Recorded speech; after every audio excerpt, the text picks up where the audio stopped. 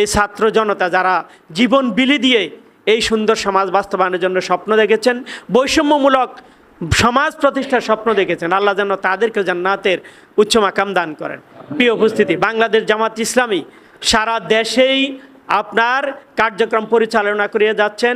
Positive কাজ, সকল ভালো কাজের পাশে জামাত ইসলামী আছে এবং ভবিষ্যতেও থাকবে ইনশাল্লাহ। আমাদের ইতিমধ্যে আপনারা জেনেছেন জাতীয় নির্বাচনের তারিখ ঘোষণা হয়েছে 12ই ফেব্রুয়ারি আগামী বছরে 2026 সালে। এখন পুরা দেশটাই নির্বাচনমুখী, কি বলেন? পুরা দেশেই নির্বাচন। মনে করেন যে আপনারা এখন নির্বাচনী ট্রেনে উঠছেন, এখন যদি আপনি নেমে যান তাহলে আপনি আর গন্তব্যে পৌঁছতে পারবেন না। সুতরাং আপনি নির্বাচন ট্রেনে উঠছেন, আপনাকে গন্তব্যে পৌঁছতে হবে ইনশাল্লাহ। আমাদের উদ্দেশ্য, আমাদের আদর্শ ইতিমধ্যে আমাদের বক্তারা বলেছেন। প্রিয় উপস্থিতি, বাংলাদেশ জামাত ইসলামী 1941 সাল থেকেই প্রতিষ্ঠা লগ্ন থেকে জামাত ইসলামীর চিন্তা, চেতনা, লক্ষ্য, উদ্দেশ্য হলো আমাদের প্রিয় নবী রাসূল সাল্লাল্লাহু আলাইহি সাল্লামের আদর্শকে এই জমিনে বাস্তবায়ন করা, আদর্শ অনুসারে নিজের জীবনকে পরিচালনা করা, আদর্শ অনুসারে কি সমাজ রাষ্ট্র ব্যবস্থা পরিচালনা করা। প্রিয় উপস্থিতি, আমরা সবাই 5 ওয়াক্ত নামাজ পড়ি না? এখানে তো আপনারা সবাই জামাতের কর্মী, জামাতের রিক্রুট করা লোক নাকি? আমাদের সমাজে অনেক সাধারণ মানুষ আছে, মা বোন আছে, অনেক ভোটার আছে। সবাই তো আসা হয়তো সম্ভব হয় না, কারো ব্যস্ততা আছে। আর আগামীকালে আমাদের মহিলাদের প্রোগ্রাম আছে ইনশাল্লাহ, এখানে আসবে, আমি সেই কথাও শেষে বলবো ইনশাল্লাহ স্মরণ থাকলে। প্রিয় উপস্থিতি, আমরা যেই উদ্দেশ্যে আমরা ইসলামী আন্দোলন করি, সেই উদ্দেশ্য হলো যেই আল্লাহর হুকুমে আমরা 5 ওয়াক্ত নামাজ পড়ি, যেই আল্লাহর হুকুমে মসজিদে সেজদা দেই, যেই আল্লাহর হুকুমে আমি রুকু করি, সেই আল্লাহর হুকুমে আমি ভোট দিব, সেই আল্লাহর হুকুমে সমাজ পরিচালনার জন্য নেতা নির্বাচন করব, সেই আল্লাহর হুকুমে আমি মেম্বার, চেয়ারম্যান, এমপি নির্বাচন করব। প্রিয় ভাইরা, নামাজ যদি আল্লাহর হুকুমে করে থাকি তাহলে বাইরের জগৎ, মেম্বারি, চেয়ারম্যান, ইউনিয়ন পরিষদ, উপজেলা পরিষদ, পার্লামেন্ট, এটা কি আল্লাহর হুকুমে চলতে পারে না? এটা কি আল্লাহর হুকুমের বাইরে চলবে? তাইলে যদি আমরা মনে করি, যারা মনে করে যে ইসলাম রাজনীতি ভিন্ন, তারা কুফরি করছেন, তারা মুনাফিকি করছেন। আল্লাহর রাসূলের সময় 5 ওয়াক্ত নামাজ জামাতের সহিত পড়া বাধ্যতামূলক ছিল। যারা 5 ওয়াক্ত নামাজ পড়ছেন কিন্তু মুনাফিকরা, বড় বড় দাগি মুনাফিকরা তখন বাধ্য হয়ে অন্তরে মুনাফিকি লালন করছেন, কিন্তু নিজেকে মুসলমান প্রমাণ করার জন্য আল্লাহ রাসূলের পিছনে এসে নামাজ পড়তেন। কারণ তাদের অন্তরে মুনাফিক, তখন নামাজ না পড়লে তাকে মুসলমানে, জামাতে না পড়লে মুসলমান হিসাবে গণ্য করা হতো না। প্রিয় উপস্থিতি, এখন এই সময় আসে আমাদের জন্য আল্লাহ পাক শরীয়ত সম্মত কিছু ওজোর সুযোগ দিছে। যদি আপনি বিপদ আপদে থাকেন, অসুস্থ থাকেন, বা আপনি বড় ধরনের বিপদ থাকেন, তাহলে ঘরে পড়লে হয়ে যাবে, কিন্তু আপনি সুস্থ সবল থাকলে মসজিদে এসেই আপনাকে নামাজ পড়তে হবে। আর আল্লাহ রাসূলের সময় সবাইকে কি করতো? মসজিদে এসে নামাজ পড়তে হতো। এই জন্য মুনাফিকের সর্দার আব্দুল্লাহ বিন উবাইও মসজিদে এসেই নামাজ পড়তেন, কিন্তু সে কি জান্নাতে যাবে? জান্নাতে যাবে না। কি কারণে যাবে না বলেন তো? আল্লাহ রাসূলের আন্দোলনের সাথে, আল্লাহ রাসূলের আদর্শ বাস্তবায়নের জন্য সমাজ বিপ্লবের সাথে সে একাত্মতা পোষণ করে নাই, আল্লাহ রাসূলের আন্দোলনের শরিক হয় নাই, আল্লাহ রাসূলের আন্দোলনের কর্মী ছিল না। মনে মনে আল্লাহ রাসূলের বিরোধিতা করেছেন, আল্লাহ রাসূলের পিছনে গিয়ে বিরোধিতা করেছেন, এই জন্য তাকে মুনাফিক বলা হয়েছে। প্রিয় ভাইরা, এখন আল্লাহ রাসূলের আন্দোলন, এখন আল্লাহ রাসূল নাই, রাসূলের রিসালাত আছে তো? রাসূলের রিসালাত আছে তো? আর কোনো নবী আসবে? তাহলে আমাদের নবী মুহাম্মদ রাসূলুল্লাহ সাল্লাল্লাহু আলাইহি ওয়াসাল্লামের রিসালাতে এখন চলছে, আমরা সেই নবীর আদর্শকে বাস্তবায়নের জন্য চেষ্টা করছি। তাহলে এই নবীর আদর্শের সাথে এই দুনিয়ার যে আন্দোলনের সাথে এখন সম্পৃক্ততা আছে, যেই আন্দোলন, যেই দল আল্লাহ রাসূলের আদর্শ বাস্তবায়ন করতে চায়, সেই আন্দোলন হলো রাসূলের আন্দোলন। ওই রাসূলের আন্দোলনে যেভাবে শরিক না হলে মুনাফিক হতো, আর এই ইসলামী আন্দোলনের সাথে, রাসূলের আদর্শের আন্দোলনের সাথে যারা শরিক হবে না, তারা মুনাফিক হবে না? তারা মুনাফিক হবে না? প্রিয় ভাইরা, আমি কথা কি সহজে বুঝাতে পারছি? তাহলে আমি 5 ওয়াক্ত নামাজ পড়লাম, রোজাও রাখলাম, আমি দান সদকা করলাম, সব করলাম, কিন্তু রাজনৈতিক ময়দানে আসি আমি বেনামাজি, বেরোজগার, আমি সব সুদখোর, মদখোর, ডাইলখোর ভোট দিলাম, হেরে মেম্বার বানাইলাম, চেয়ারম্যান বানাইলাম, এমপি বানাইলাম। দিন শেষে আপনার মাথা বিক্রি করে 10-20 টাকা, 50 টাকা, 500 টাকা দিয়ে ভোট কিনে নিয়ে গেল, আপনি আপনার ইমান বিক্রি করে দিলেন, এবং সে পরে করবে ডাকাতি।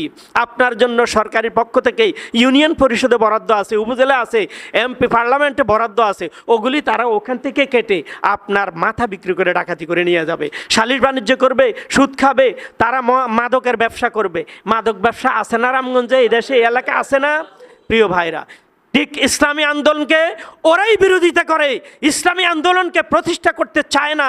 সৎ নেতৃত্ব, আল্লাহ বিরু, খোদা বিরু, নামাজি পরজগার লোকদেরকে ওরা বলে মনে করে এখানে অসল, উনি আল্লাহর ওলি মানুষ, মসজিদে থাকবো। প্রিয় ভাইরা, তাহলে আল্লাহ রাসূল সাল্লাল্লাহু আলাইহি সাল্লাম মসজিদেই পড়ে থাকতেন?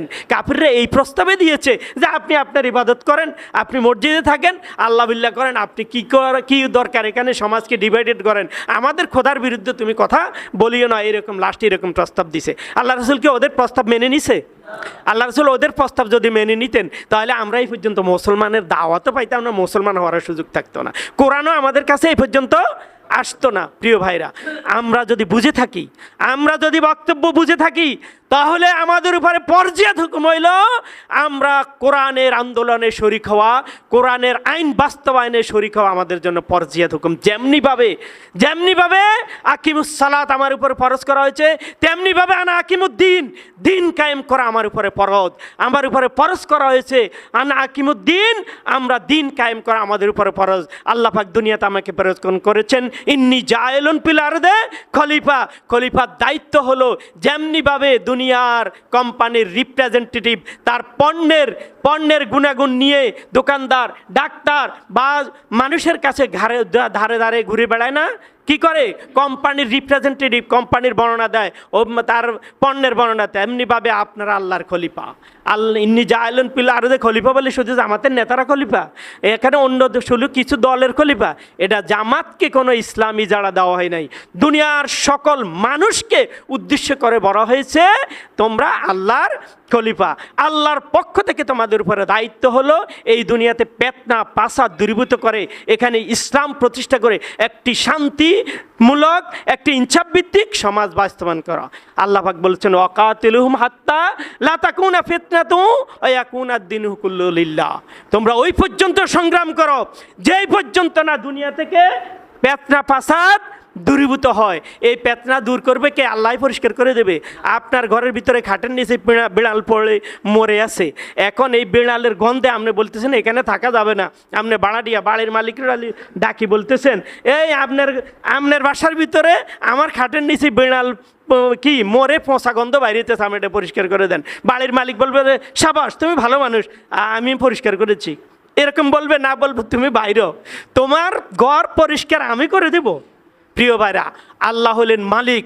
আল্লাহ আপনাকে অর্ডার করছে এই দুনিয়ার থেকে পেতনা পাসাদ দূরীভূত করার জন্য, সন্ত্রাস দূর করার জন্য, চাঁদাবাজ দূর করার জন্য, দুর্নীতি দূর করার জন্য, আপনাকে সংগ্রাম করার জন্য, আপনাকে সৎ নেতৃত্ব প্রতিষ্ঠা করার জন্য।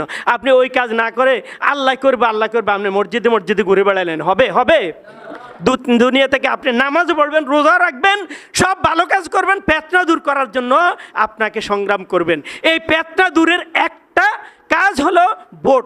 কিন্তু ভোট না হলে আমার আরও অনেক কাজ আছে, যেটা দিনের পথে লোকদেরকে ডাকা, সকল বাড়িতে আপনাকে ঘরে ঘরে আমাদের মা বোনদেরকে আমাদের একটা সুযোগ আল্লাহ পাক যেহেতু তৈরি করে দিয়েছেন, সকল পর্যায়ে সবাইকে এই আন্দোলনে শরিক হওয়া এবং সৎ নামাজি খোরাবিরু লোকদেরকে নির্বাচন করার জন্য আপনারা তাদেরকে দাওয়াত দিবেন।